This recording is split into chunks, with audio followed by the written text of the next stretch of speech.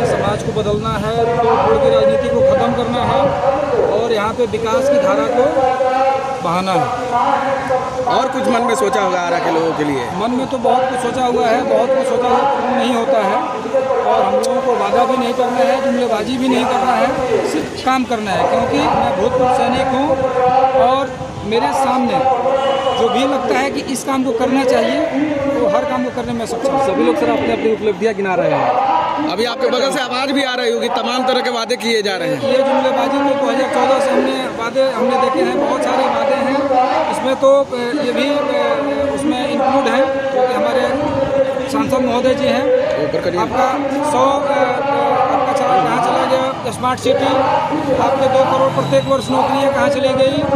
इसके बाद आपके जो गोद लिए हुए गांव हैं वो कहाँ चले गए।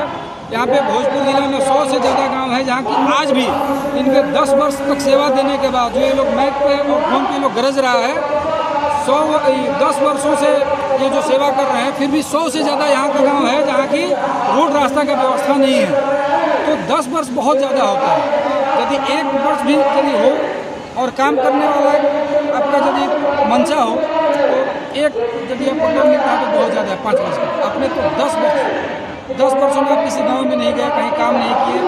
इसके बाद जिस गांव से आप अपने आप को जोड़ करके रखते हैं, गजियापुर और धुरुप टोला के बीच की दूरी है, एक रोड है 1.25 किलोमीटर का लगभग, जर्जर है, बाढ़ग्रस्त इलाका है, जर्जर स्थिति है।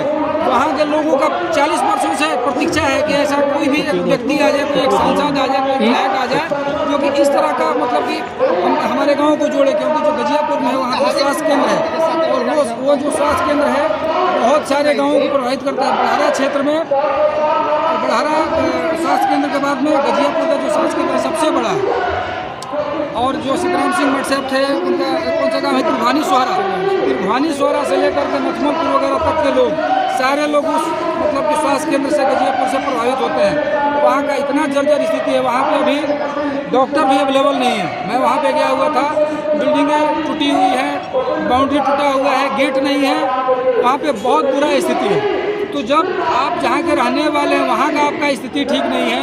आरा शहर में कई जगहों पे हमारी मीटिंग हो रही है, कई मोहल्ले जो कि एकदम त्रस्त हैं, उन लोगों ने कसम खा लिया है कि हम इनको वोट नहीं करेंगे।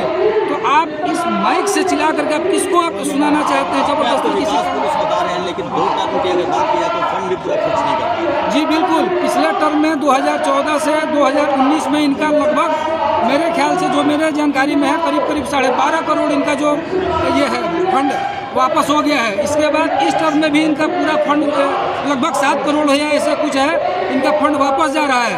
तो ये श्रीमान जी जो महोदय जी हैं ये अपना ऊर्जा मंत्री बने हुए हैं और जो ऊर्जा से जो प्रोजेक्ट में ज़्यादा जहाँ से माल आ रहा है उस माल का इस्तेमाल करते हैं जहाँ से इनको ज़्यादा मुनाफा आ रहा है। इसके बाद जो इनका सांसद निधि का है वो फंड ये खर्च नहीं कर पा रहे हैं।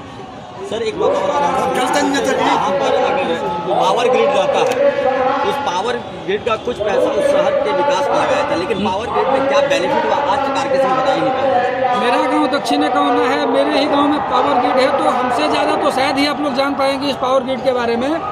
मेरे कौना गाँव में आप जा करके देख सकते हैं, आरा शहर से बहुत करीब में है कि वहाँ का स्थिति क्या है, कितना दयनीय स्थिति में हम लोग जीवन जी रहे हैं। दूसरा चीज़ कि ये श्रीमान जहाज से उतर करके जिस रोड से जाते हैं पावर ग्रिड तक, जहाँ जा कर के इनका वहाँ पे आशियाना बना हुआ है गेस्ट हाउस, उस रोड पे हमको लग रहा है कि सैकड़ों लोग अपना जान दे दिए। वहाँ पे रोज जाम की स्थिति बनी रहती है। वहीं पे केंद्रीय विद्यालय है, पूरा पानी लगा रहता है, कहीं नाला का व्यवस्था नहीं है, रोड टूटा हुआ है।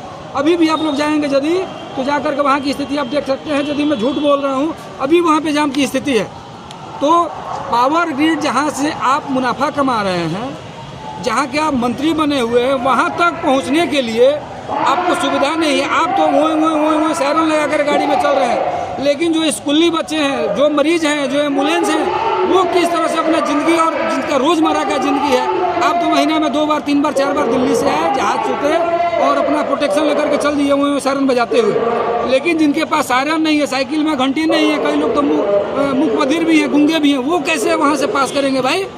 उनके लिए क्या व्यवस्था आपने किया है? इन सब चीज़ों को बदलने का तो ये सब जो चीज़ें हैं, आपके जैसे दिया तेल अंधेरा होता है, इस तरह से दिया तले अंधेरा है। जिस पावर ग्रिड के नाम पे जी रहे हैं, जिस पावर ग्रिड का ऊर्जा मंत्रालय का ये रुपया खा रहे हैं, मैं खुल करके बोल रहा हूँ कि यदि इनकी संपत्ति का जांच किया जाएगा तो पता चलेगा। जिस दिन मैं सांसद बन रहा हूँ उस दिन इनके ऊपर मैं जांच बैठवाऊंगा। जिस दिन बीजेपी की सरकार हटेगी, दूसरा कोई सरकार आएगा, उस दिन मैं इनके ऊपर जांच बैठवाऊंगा। तो आप यदि खुल करके, मैं यही बोलूँगा कि यदि मैं स्वस्थ हूँ तो मेरे ऊपर भी प्रत्येक वर्ष जांच बैठाया जाए, मेरी संपत्ति के ऊपर जांच बैठाया जाए। ठीक है, पूरा परिचय दे दीजिए। मेरा नाम मनमोहन सिंह है, मैं भूतपूर्व सैनिक हूँ, राष्ट्रवादी जनलोक पार्टी सत्य से मैं आरा लोकसभा का चुनाव लड़ रहा हूँ। ठीक है।